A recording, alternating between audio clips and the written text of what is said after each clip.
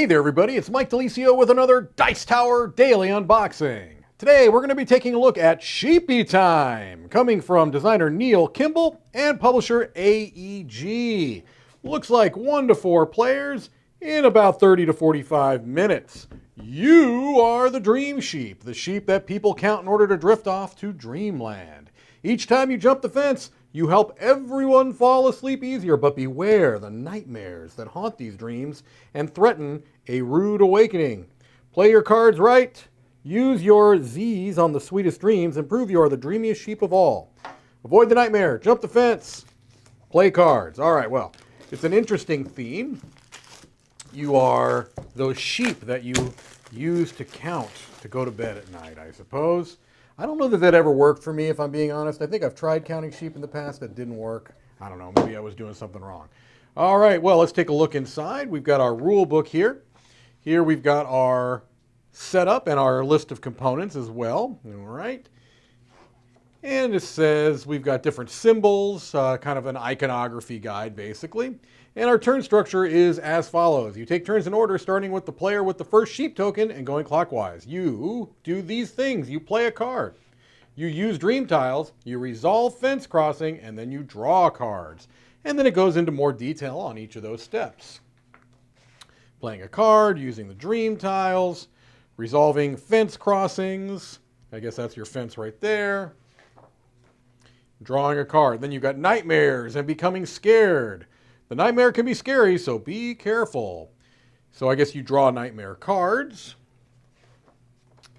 And then we've got end of round and winning. The racing phase ends when all sheep have either called it a night or woken up. This may occur naturally through each player either waking up or choosing to call it a night, or it can occur when the nightmare crosses the fence. And then it goes into more detail about that as well. And then this is nice here. You've got a different turns example. It kind of goes through. That can be very helpful. You also have a solo variant, which is always nice. Well, it's nice for me. I like to play solo games. It looks like there's a high score variant for that. And then they've got some clarification on the different dream tiles. All right, well, let's take a look at the cardboard components. There's a fair amount of it here. Okay, here's our first sheep. That's really nice. Thick cardboard there. Double-sided, I like that. No complaints there. You can see our different dream tiles, okay? The different powers. All right. It's a fair number of these. You've got a scoring track, it looks like here, which is nice. And you've got some scoring reminders as well, which is very nice because those are cardboard tiles. They could have put those on the cards, I suppose, but here's the main, what looks to be the main board that you put the fence here because you've got little punch outs here. You can see that. All right, I'm assuming the fence is going to go there, and you cross the fence, and it's, I'm assuming, a timer. It looks like a race game, all things considered. Let's take a look at our wooden components. Okay, we've got our screen printed wooden sheepies. Let's turn them all to the sheep side. There we go. Very cute. And we've got our fence, which I suppose is supposed to fit in there. Is that right? It does fit in there. What do you know? Nice chunky wooden fence that fits right in that board. That's kind of nice.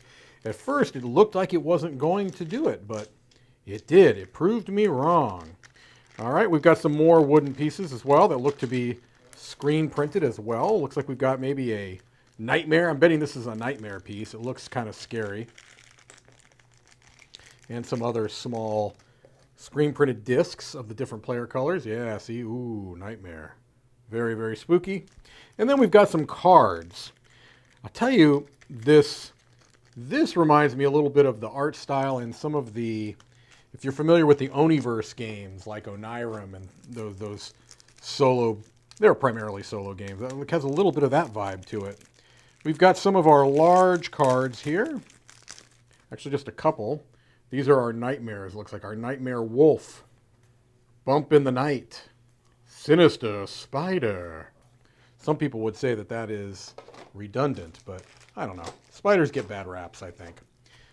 Not that I necessarily want a large, hairy one crawling on me, but I don't think that they're all necessarily as frightening as they're made out to be. All right, let's take a look at some of the art on the cards. Here are Sheepy Time cards.